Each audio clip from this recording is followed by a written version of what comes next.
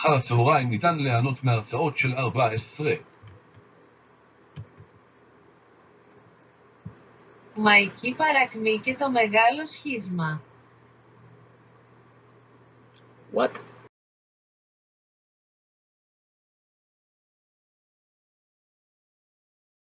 Oh, I'm sorry. Did that seem confusing? Because the first part said in Hebrew, "Welcome to Lecture 14, Valentius students." And the second part said in Greek, "Our subject we'll be discussing today is the decline of Rome and the Great Schism." I'm sorry, did people not understand what I was saying there? Like, words don't translate the same? And as a reaction to so many of the essays for the previous lecture that talked about a thing called a Judeo-Christian tradition, and that Jews and Christians have so much in common, let me just say, particularly with this next piece, from a short piece from a musical called Fiddler on the Roof, Jews and Christians have nothing in common. The term Judeo-Christian was invented in 1831 by a German theologian for the fact that Napoleon Bonaparte had liberated the Jews of Europe from a place called the ghetto where they used to have to live. And if they came out, they had to wear a yellow Star of David. And once Napoleon was overthrown, many Jews were forced back into these things, and it was a German theologian trying to bring about some type of unity for assimilation, hoping that Jews would convert to Christianity. But if you ask a Jew what the similarities are between Judaism and Christianity, they will say nothing. And up until after a thing called the Holocaust, when the Nazis attempted the mass murder of every European Jew during World War II, is that people never talked about a Judeo-Christian tradition. So let's watch a quick clip from Fiddler on the Roof to help us understand something about this and the importance of words and translations before we enter into our element of talking about the decline of Rome when Rome transformed into a Christian power with the adoption of the Roman Catholic Church as the official state religion of Rome. So, let us learn about the Jews through tradition.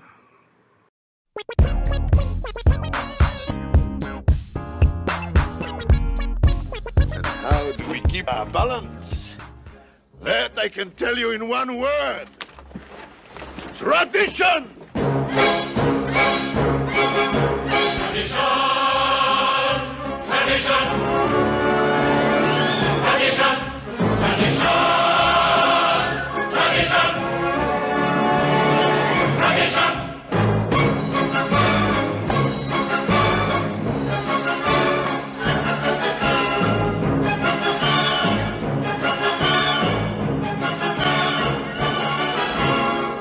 Because of our traditions, we've kept our balance for many, many years.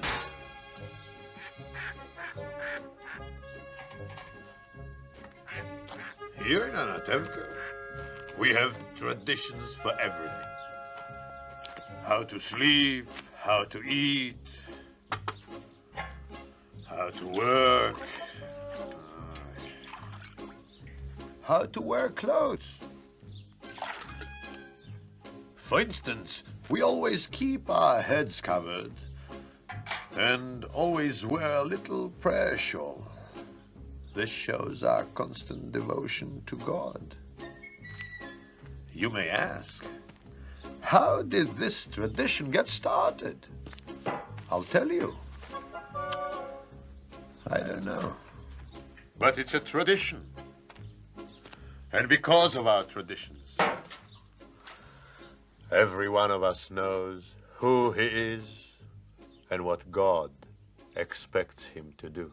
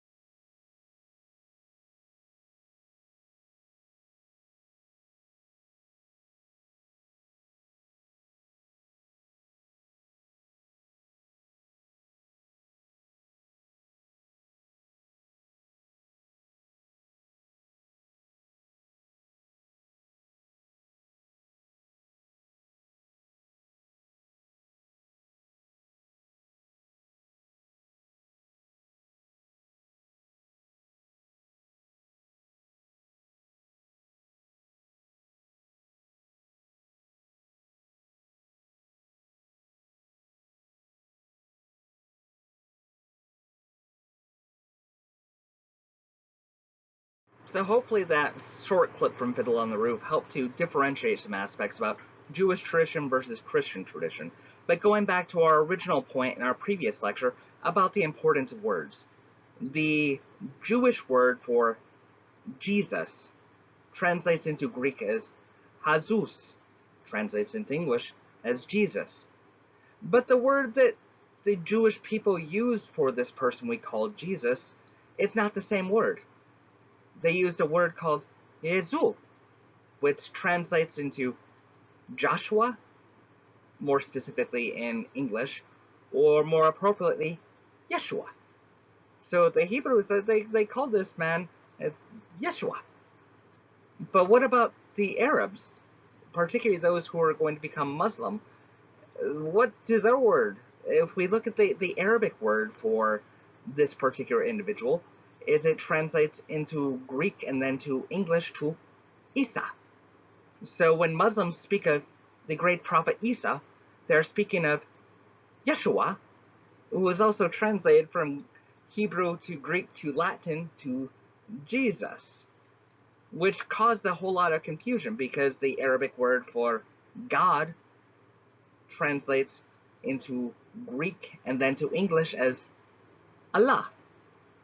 But if we take the word Allah or God in Hebrew, if we take God in Hebrew and translate it forward into the aspect of Greek, of Thenos, from that to English to God, is then we start getting at the roots of the confusion that we're talking about multiple languages, multiple cultures, translations into different languages, and the fact that people oftentimes say, oh, well, Muslims, they believe in Allah, so they believe in a different God. Is that Allah is simply the Arabic word for God, just as the Hebrew name for Jesus is not Jesus, it's Yeshua. So, going forward from that, let's talk about some elements of challenges with translations.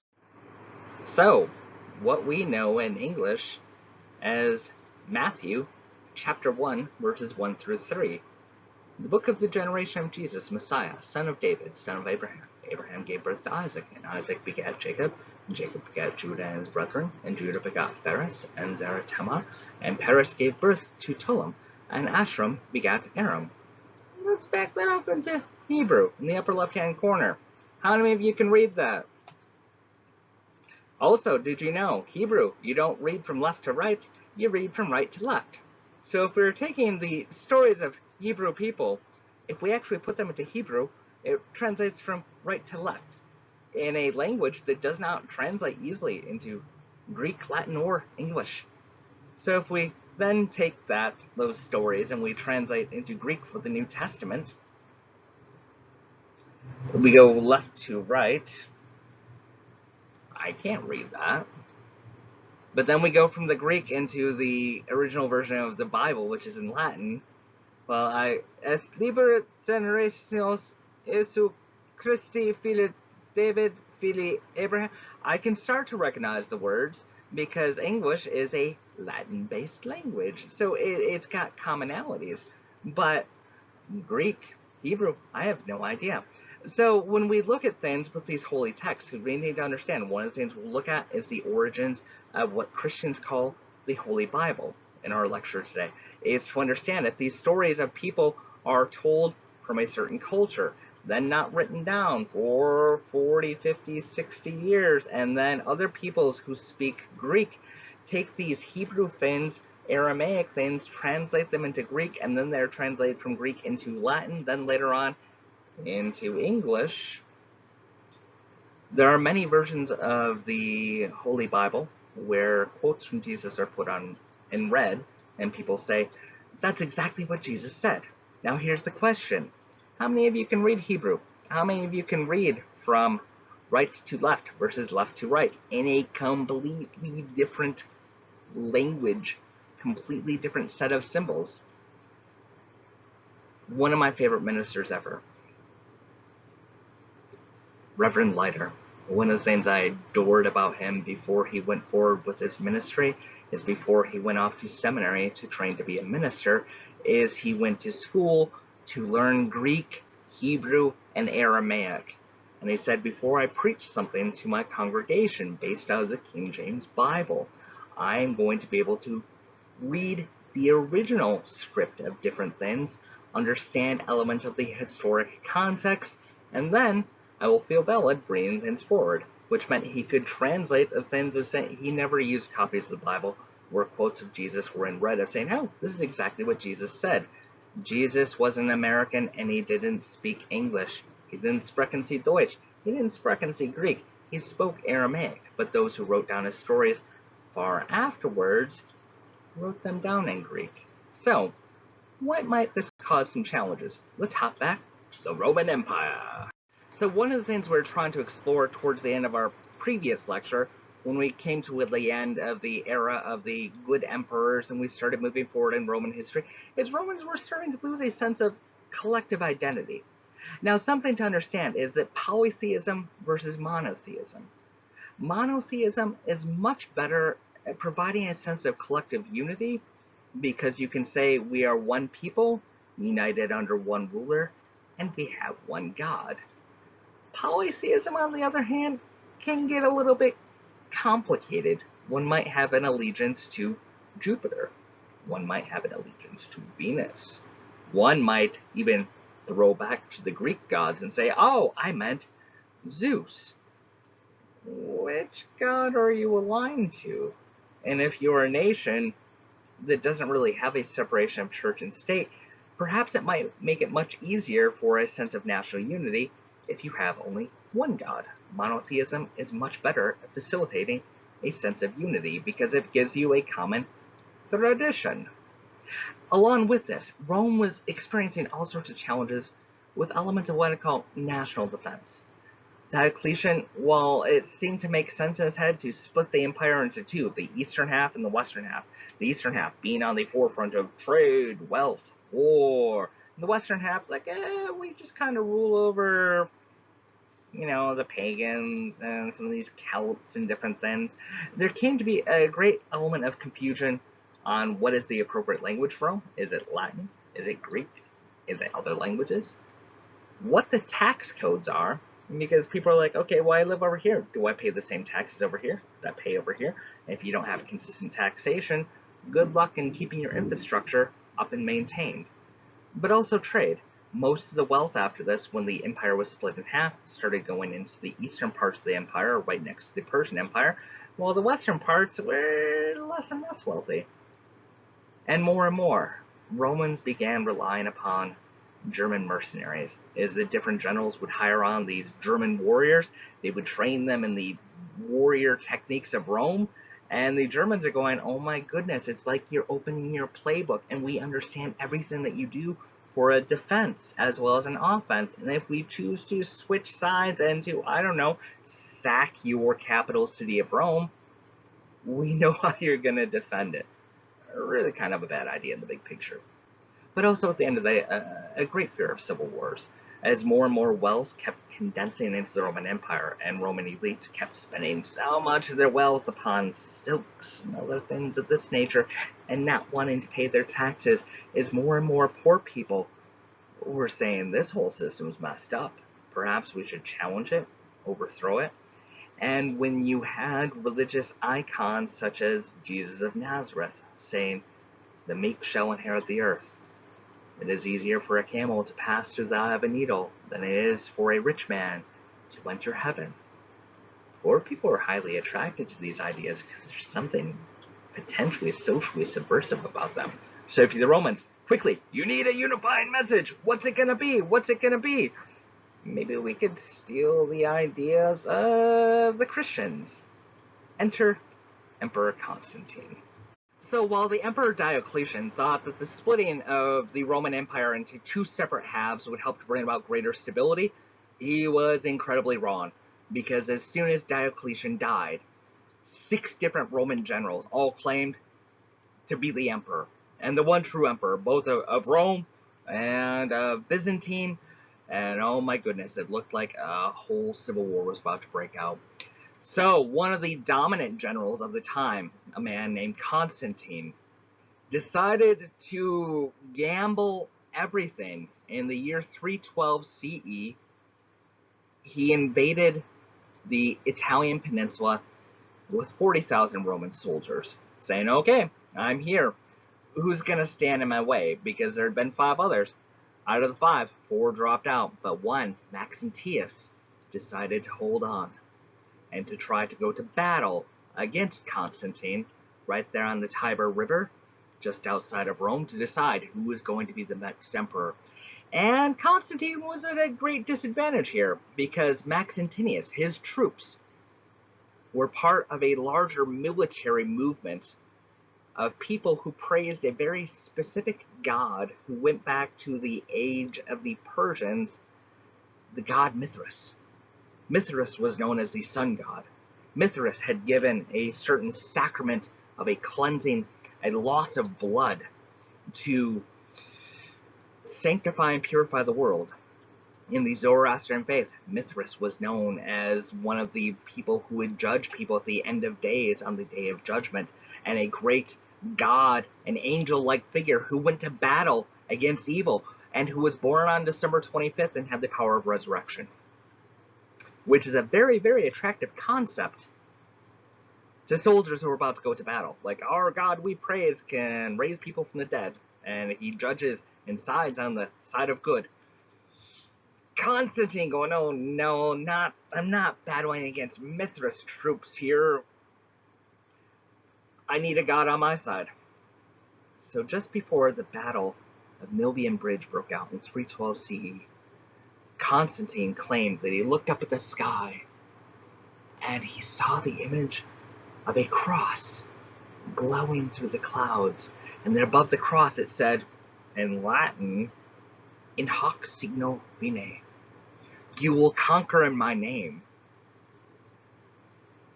So one of the nicknames of Jesus was the Prince of Peace, love thy enemy, all these things, blessed are the peacemakers. Does Jesus really send out a message that says, you're going to conquer in my name, Roman Emperor, because I was executed by the Romans? Questionable. But according to Constantine, he wasn't sure how to interpret this. And he claimed that when he went to bed that night, he had a dream. And in this dream, it turned into a vision where Jesus himself came and met with the Roman emperor and said, I told you the sign. You're going to conquer in my name. You will help to spread the Christian faith if your soldiers put the sign of the cross upon either their caps or upon their shields. And then you can go forth and conquer in my name. Now, here's a question. If one were killed upon a thing called the cross, would one really want to see the cross again, or say that's a symbol to conquer? The Romans had used the cross to kill Jesus and many, many other Jews. And now he says, put the cross on as a symbol that I will empower you to win. And Constantine won the battle, and he became the undisputed emperor. And he said, the reason why I did this and why I was able to do this is because I represent Jesus. He says, even though I'm not a Christian, I represent the true will of Jesus, because Christianity had been getting rather popular, particularly amongst poor people who were threatening upheavals against the Roman Empire. And he said, now that I'm emperor, I'm going to legalize Christians. Through the Edict of Milan in 313 CE, he makes Christianity the legal religion throughout Rome. He doesn't make it the official religion, he simply makes it legal. And then he says that the Roman day of praising the sun god versus the son of God, Sunday, was now a day of rest legally for all people. And he started encouraging, saying, Christians, if you want to differentiate yourself from the Jews who have the Sabbath on Saturday, you could have your Sabbath on Sunday, a day of rest. And he outlawed Judaism. He said, if you perform the rite of circumcision, you can be executed for that. If you try to convert to Judaism, you can be executed for that. And he tried to say, once again, that the Jews were the ultimate enemies of Rome, and that the Jews had been responsible for the death of Jesus, not the Romans, and that now the Romans were inheriting the legacy of Jesus Christ to unify for the destruction of the Jews. Welcome to the birth of the Roman Catholic Church as the official prevailing concept to unify the Roman people.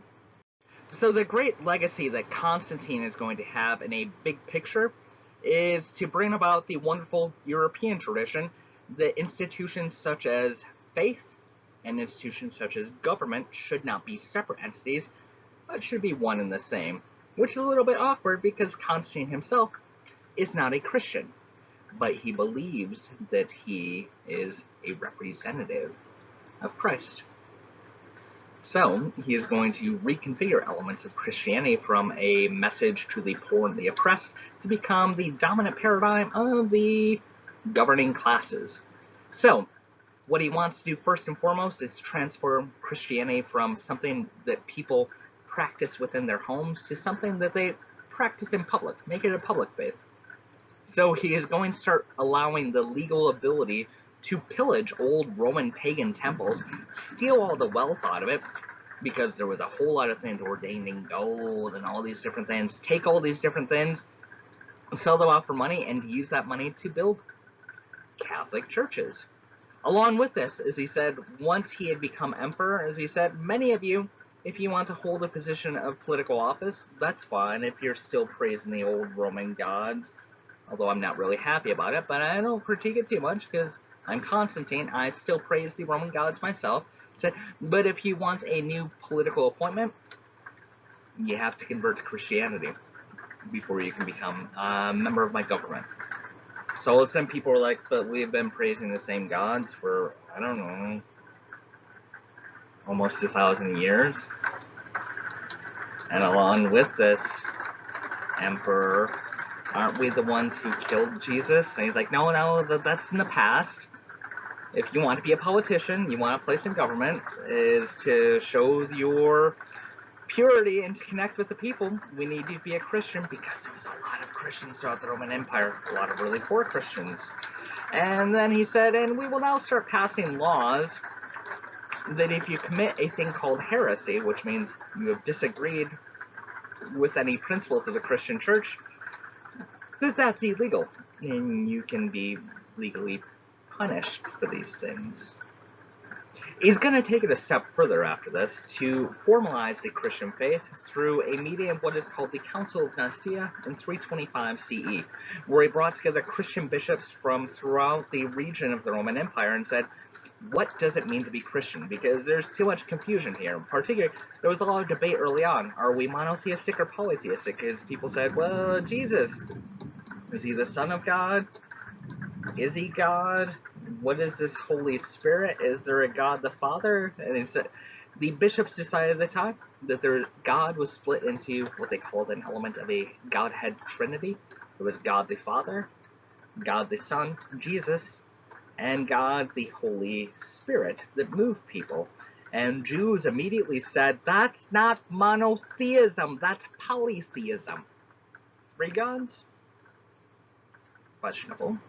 They also came up with the Nicene Creed, which not just the Roman Catholic Church uses, but a number of other churches use as well. It is a statement of faith that is said during each period of a religious ceremony to define exactly what it means. It says, I believe in this, I believe in that, I believe in this, I believe in that. And you're supposed to repeat it over and over so people know exactly, if you profess to be a Christian, here's exactly what you believe. They also decide on the dates of when Easter should be celebrated for the resurrection, as well as the date of Christmas, which, funny enough, happens to be on December 25th, which is the pagan winter solstice. It is the birth of Mithras. It is also the birth of Egyptian gods, all sorts of things. It makes an easier way to convince pagans who already had celebrations and holidays on that day. When you're forcing them to adopt Christianity, they're like, oh, it's not that different. Instead of worshiping the birth of the sun god on that day, we will have you worship the birth of the Son of God. And they also started defining what books should be allowed in the Christian Bible, because outside of Matthew, Mark, Luke, and John, all of which now had names upon them, although they contradict each other in a number of different elements of the story, but that's for a whole different class. But they go forward and they say other gospels that exist, if they do not agree with the interpretation we are trying to put forward, then these gospels should not be studied. In fact, they should probably just be gotten rid of entirely. So all of a sudden, a whole bunch of people called monks started hiding these different gospels, things like just the Gospel of Judas, the Gospel of Mary Magdalene, because now all of a sudden, if you did not agree with all of the elements put forward by the Council of Nicaea, you were labeled a heretic, which was now against the law of the Roman Empire. So the people who killed Jesus and who used to kill Christians are now saying, we are passing laws saying that if you don't agree with Christianity as defined by the Council of Nicaea, then you're a heretic and you can get in legal trouble. So now the killers of Jesus get the ability to define what the faith means and to use that to keep their own political power. So while Constantine has gone down throughout history as one of the great founders and defenders of the Christian faith, there is a great controversy around Emperor Constantine. Was he actually a Christian? Because he didn't become a Christian until 2 days before he died. But prior to that, his mother had converted to Christianity. She has gone down in history as Saint Helena, or also as the Empress of Rome. And the year 326 CE, she was sent off to the Roman province of Palestina to go looking for any evidence or artifacts left over from the life and times of Jesus of Nazareth. And when she was sent to Palestina, her son gave her unlimited funds, said, see if you can find any evidence about Jesus and his life and have as much money as you want, do whatever you need to, build some churches, maybe tear down some old pagan temples, and Mom, go at it. Like an early day archaeologist, but an archaeologist with a cause to prove that not only did Jesus of Nazareth exist, but that Jesus of Nazareth was literally God. So, when she went back to Palestina, she went to the former holy city of Jerusalem, which was now no longer called Jerusalem at this time, and she claimed that she found the remnants of the cross that Jesus had been crucified upon. She claimed she found 3 different crosses, because when Jesus was crucified, 3 people were crucified all at the same time, and the way she proved which one was the cross of Jesus Christ was she brought in somebody who was sick with leprosy and had them touch each cross. First cross, touch it, nothing. Second cross, touch it, nothing. Third cross, touch it, miraculously healed. She said, this must be the cross of Jesus Christ. And she took a little splinter of it and she took it home to her son Constantine and had him put it inside of his helmet, saying now that much like the old Greek stories of Achilles, he was invincible and now a representative of the God who had the power of resurrection, and that Constantine no longer could be killed. She also claimed that she found the nails that had been used to crucify Jesus, although more appropriately, people don't crucify through the hand, they crucify through here.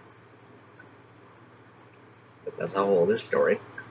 Claimed that she found the robe that Jesus had worn, and also claimed that as she was knocking down the old temple that had been built to the Roman god Venus, that they uncovered elements of a hidden cave, and she said this must be the tomb where Jesus had been buried when he was resurrected from the dead.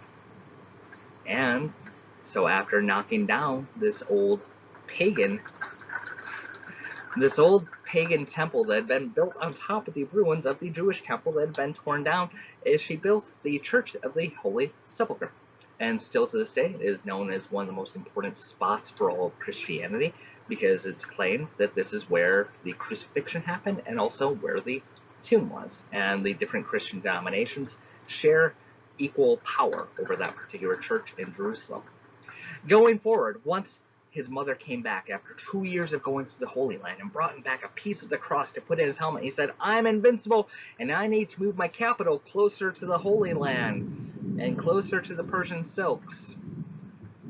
So he had the Greek city Byzantium renamed Constantinople. Now it's Istanbul, not Constantinople. Now it's Istanbul, not Constantinople. A long time gone, Constantinople. What Constantinople get the works? That's nobody's business but the Turks. If you don't recognize that, do a Google search. They Might Be Giants. Istanbul, Constantinople. One of the best songs ever written in the early 1990s. Actually, not written then. It's just They Might Be Giants covered it. Getting back to the story here, what he is going to do is he shifts his capital from Rome over to Constantinople. It says this entire city will be built as a capital reflecting Christian values.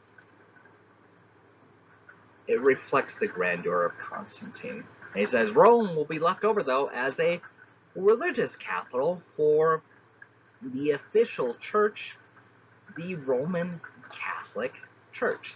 The word Catholic means universal, so it means the Romans are in control of the universal church that is the message for all people. And if you don't agree with the Roman interpretation of Catholic doctrine, you are a heretic and you'll burn eternally.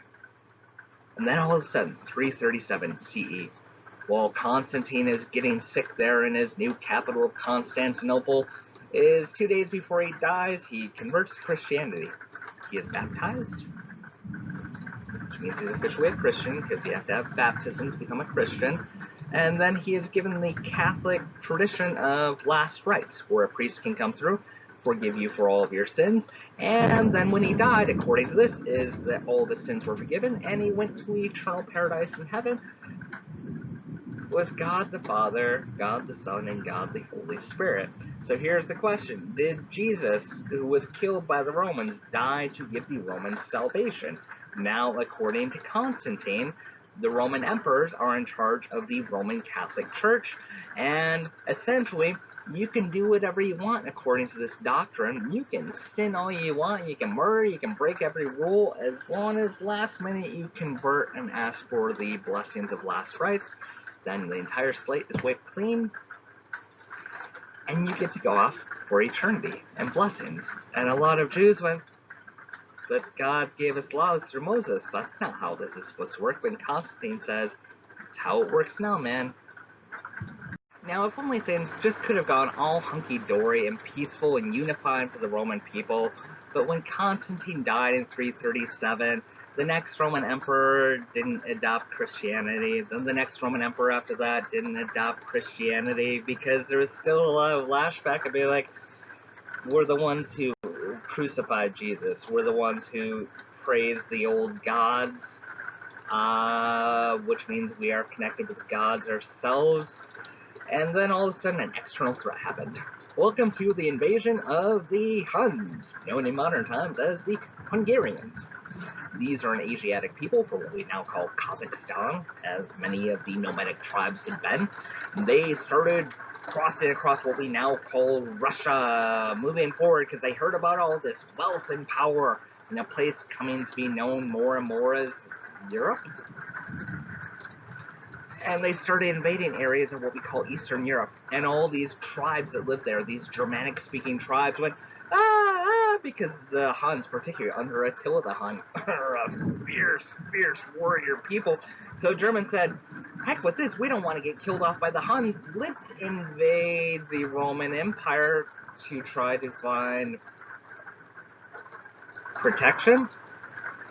And wow, the Romans, they got a lot of stuff here, and we know how their military techniques would work. I wonder what would happen if we, I don't know, took the capital city and murdered the emperor in 378 CE, just to see if we could. So all of a sudden, all these political refugees we call Germans being forced out of Eastern Europe by these Asiatic invaders we'll now know as Hungarians.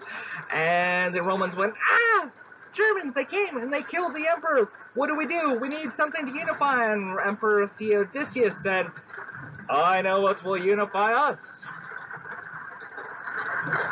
We are all Christians, and God is on our side. So his first step after becoming emperor, and after the Visigoths had killed off the Roman emperor in 378 CE, is what was called the Edict of Thessalonica. As he said, Rome has an official state religion. It is called the Roman Catholic faith. If you are not part of the Roman Catholic faith, you cannot legally live in the Roman Empire. He went forward and had a council put together in his second year of being in power called the Council of Rome. The Council of Rome decided officially at this time of exactly what books would be included in what is called the Christian New Testament, what books would be included in what is called the Christian Old Testament, which is different than the Jewish Bible. There are many things Christians chose to leave out because they were stories of the prophets of old that did not lead up to their interpretation that Jesus of Nazareth was the Messiah predicted by the Old Testament. So you keep the stories of the Old Testament lined up where you can say this leads to this, this, this, and this, and chapter number 1 of the New Testament, Matthew, which is the third of the canonical Gospels that was written and didn't have a name on it, is we start off with a genealogy of saying that Jesus goes all the way back to King David and to Abraham, and therefore he must be the Messiah that the Old Testament predicted, because any books of the Old Testament that didn't line up with the prediction that Jesus was the Messiah, well, we've abolished them all. And any of the other Gospels, because there was lots of other Gospels, particularly the very controversial Gospel of Mary Magdalene. Let's throw them all out, because it gives power to women, and it does not say that Jesus is God, so all those other things, we'll throw them out. And this is the only official Bible. It will only be printed in one language, Latin, and which means we translate from Hebrew culture, we translate things into Greek, and from Greek we translate into Latin. The only people who can read Latin are well-educated Roman Catholic priests. And all their faiths are illegal. So now, if you're part of Rome, you have a unifying theme, and God is on our side, and that will surely take care of the pesky German invaders. And the Germans are like, you hired us on before, we know all of your playbooks, we've already sacked you once, we murdered your emperor once, let's test this out. Is Jesus on your side? So they launch an invasion of Rome in 410. They take the capital city, they loot the entire thing, take all the treasure, they leave. 40 years later, like, remember that one time we took over Rome? Why don't we try it again? So they do it again. And they steal all the stuff and they leave. And Rome's gone, so are we still Rome, or who's in charge? And then the Germans like, what the heck? Let's just give it a final shot. 476, let's invade, let's take over Rome, let's steal all the stuff. But instead of leaving with all this stuff, let's just kill the emperor and say the Roman Empire doesn't exist. Hence brings an end officially to the western parts of the Roman Empire. And the eastern parts of the empire, what we know as the Byzantine Empire, will take a very separate path, both in politics as well as their interpretation of the Christian faith. Wait, hold on. So did Jesus call for there to be multiple differences in denominations of Christianity? And the whole thing gets a little bit complicated. But the very first Christian church was the Roman Catholic Church, at least the first official sanctified institution. There are 3 different branches of Christianity in the world: Catholic, Eastern Orthodox, and then what is broadly termed as Protestant. Catholic represents about 1.3 billion people on planet Earth. Eastern Orthodox represents about 400 million people on planet Earth. Protestants can range up to about 1 billion, but Protestants represent 47,000 different denominations, each one saying they're the true correct way of praising Jesus of Nazareth. We will cover that soon with the Protestant Reformation. But what led up to a period where there were 2 different Christian churches has a lot to do with elements of the structure. So what is at the top of the western parts of the former Roman Empire? What is known as the Roman Catholic Church. At the very top, you have what is called the Pope. I have a Pope picture here of Pope Francis. The Pope is the Bishop of Rome. So the Roman Catholic Church came to be centered in Rome.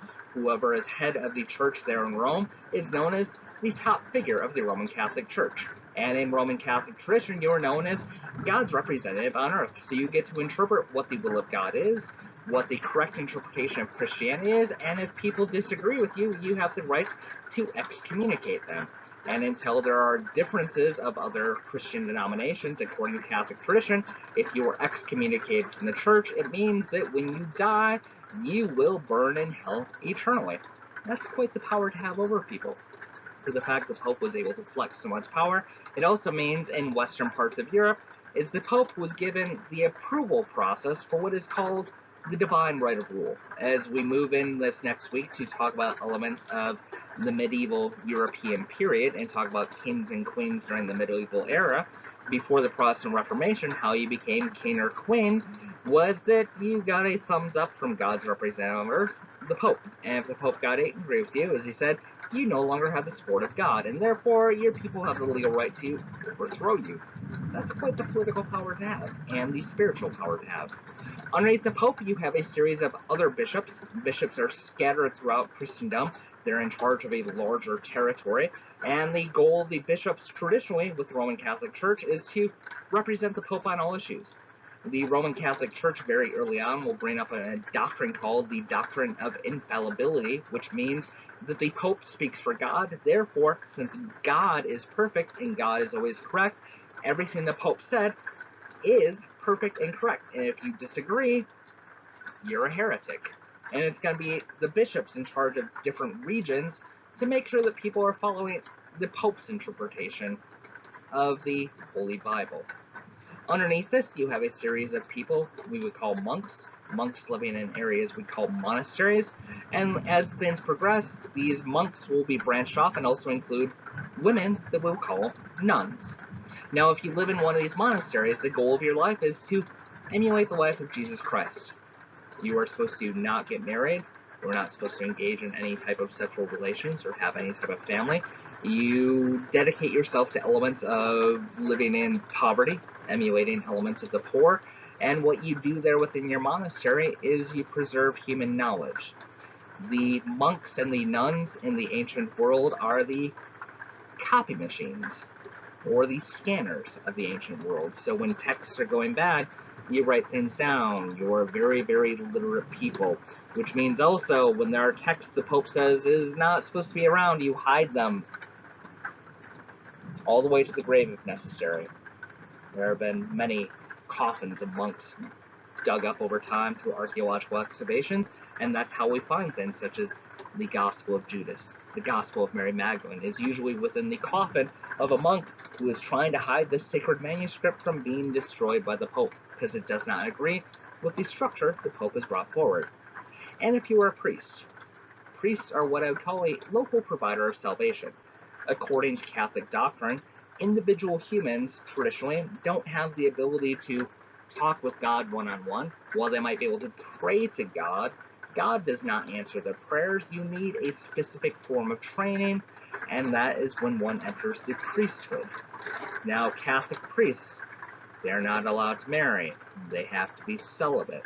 The Mass that they perform up until the last couple hundred years had to be in Latin, which means the congregation doesn't know what you're talking about. You're speaking everything in Latin. The Bible is printed in Latin because you were pulling off what one could call elements of a con job. Because all the time you can say, oh, like people are like, why am I supposed to do this? Like, oh, it's in the Bible. They're like, well, I can't read Latin. They're like, oh, just trust me, it's in the Bible.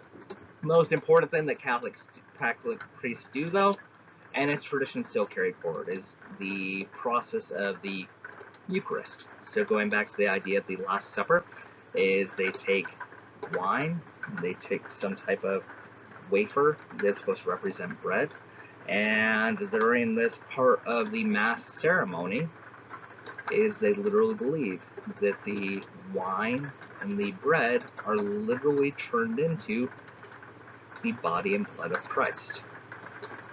And that if one's a devout Catholic, one can participate in the Eucharist, one can eat the body, drink the blood, and that one can be cleansed of one's sins each week during Mass. But in the big picture, it means that the Pope controls everything about European politics and European culture. How might this be different, though, in the eastern parts of the former Roman Empire? So, in what is known as the Eastern Orthodox Church, and we will talk about this in future lectures, what is called the Great Schism, when the Roman Catholic Church was split in two, and the creation of two different Christian churches. But before the Great Schism happened in the year 1050 CE, is that there was already trends going forward in place. So if one was in charge of what came to be known as the Eastern Orthodox Church, the leader of this church was known as the Patriarch. So the Pope is the Bishop of Rome, the Patriarch is the Bishop of Constantinople. Now, when one takes on this role, it is not that one is God's representative on earth, it is one is here to organize the faithful of God here on earth and to lead God's larger congregation. And the way somebody became the Bishop of Constantinople was whoever was the Byzantine emperor ruling out of Constantinople, is they appointed whoever was going to be the bishop. So it's a reversal, is the politicians control the church rather than the church controlling the politicians. But just the same, there is no separation of church and state.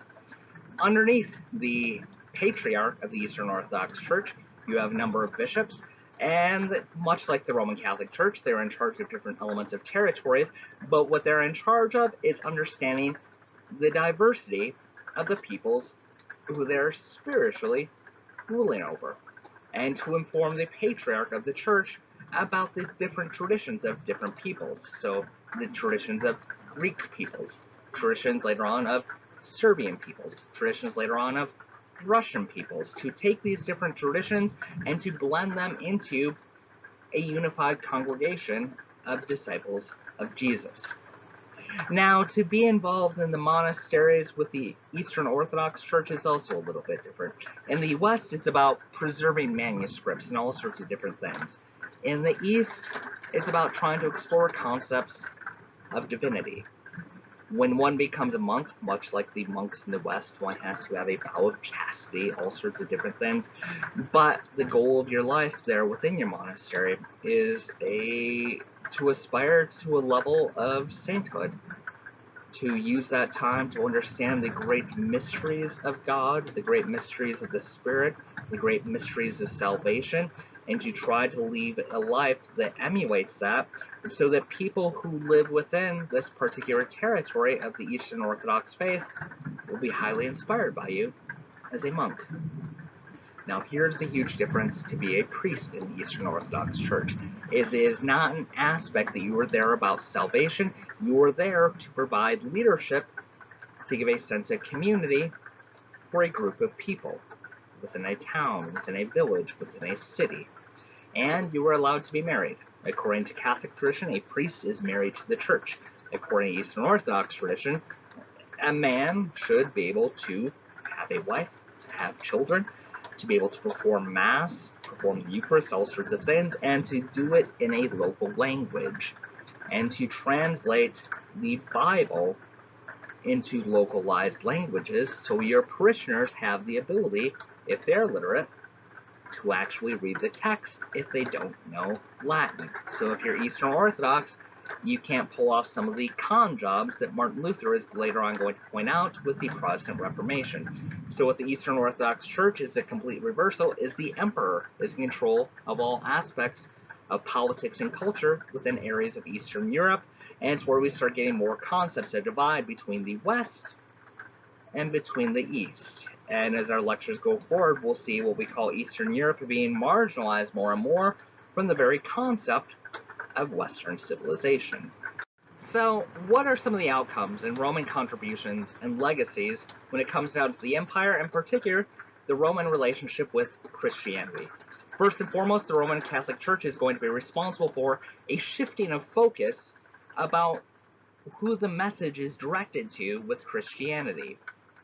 Originally, the gospel of Jesus was a message directed to the poor, directed to outsiders, directed to the marginalized, with a future vision of the world where the meek shall inherit the earth, where things such as wealth were thought of as a sin, where you build up elements of community, where people took care of each other. With the establishment of the Roman Catholic Church, as well as the conversion of Constantine, all of a sudden the Romans, who were the ones who killed Jesus, now get the ability to interpret what Christian doctrine is, and to interpret that message to the poor, and to say, if you disagree with this, you're a heretic, and Jesus is no longer your savior. Jesus is going to condemn you to hell for all of eternity because you disagreed with the Pope. Along with this, we're going to get more and more what I call tensions within the Abrahamic faiths. The Abrahamic faiths being Judaism, Christianity, and as we'll cover in our next lecture, Islam. What is heresy? What is the correct way to interpret the legacy of Jehovah? The traditions of the Jews with the Old Testament. What is the correct way to interpret Jesus? What is the correct way to practice worship of Jesus? And if you are doing it a certain way, does that mean that you're following lies and deception? Because one of the main characters is contained throughout the entirety of the Christian Bible, but will take on a different characterization later on. It is a force of evil. One could call Satan, one could call Lucifer, known as the master of lies and deceit. So, what's going to cause the great schism between the Roman Catholic Church and the Eastern Orthodox? The most simple of things. When you walk into a church, you walk into a Catholic church, you take 2 fingers, you dip them in holy water, you touch your forehead, you touch your mid-sternum. You touch your left, you touch your right. It is an upside-down cross representing the martyrdom of Peter, the founder of the Roman Catholic faith, the rock of the church. If you're Eastern Orthodox, you walk into a church, you take 3 fingers representing the Holy Trinity. You dip them also in holy water. You touch your forehead, you touch your belly button, you touch your right, you touch your left. That is representing a tribute to Jesus Christ for dying for your sins. And just that little verses is going to take the entire Christian world and rip it apart. But once we divided out the empire, the city of Rome was going to decline in elements of political dominance, but the Roman center for religious dominance is going to help to lay the foundations for political culture of a place we'll call medieval Europe. That will be next week. I'm changing the lecture schedule around a little bit, and our next lecture is going to be about the rise of Islam and about the career of the Prophet Muhammad, peace and blessings be upon him, as we'll round out this week with the third of the Abrahamic faiths. I hope you've enjoyed this lecture, and please remember, your lecture responses are supposed to be based upon the lecture material, not Google searches. If your stuff is based upon Google searches, I know exactly what's in the lecture. I can tell if you bring up random things, like, that's not in my lecture at all. Is I know you did internet research, and according to the syllabus, you get a 0%. Please don't do that. Even if you're running short on time, look at the questions are, fast forward through the video, find the information you need to answer the questions in the correct essay format, and do that. Don't ask Google for help. Thank you very much, and hope you enjoy this lecture. We'll be back soon with Islam.